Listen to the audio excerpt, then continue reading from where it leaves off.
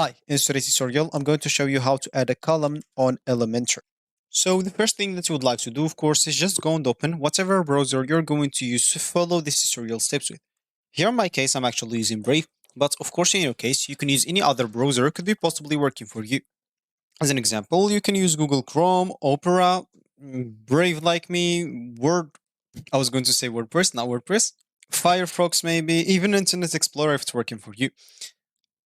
And once you go and open that browser, make sure to go to this URL section and simply type elementor.com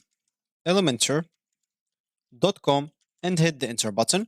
And that should take you directly to the homepage or the main screen of the Elementor website.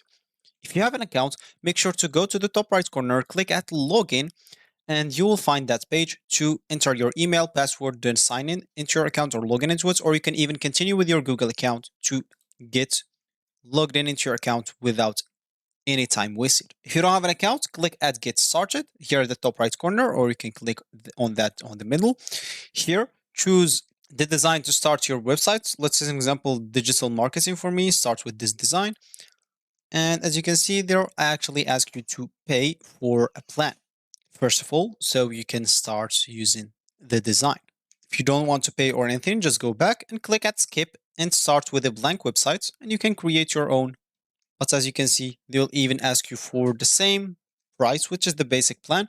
Of course, you can click on this, or if you already have a hosting, click at see our plugin only plans. As you can see, there have the essential plan, expert plan, and the agency plan. Each comes with its own features and price.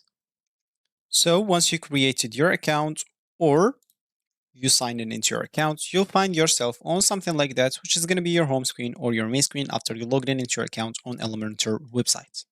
So as I said in the beginning of this tutorial, would like to add a column. So of course, if you want to do that, let's just get into the builder.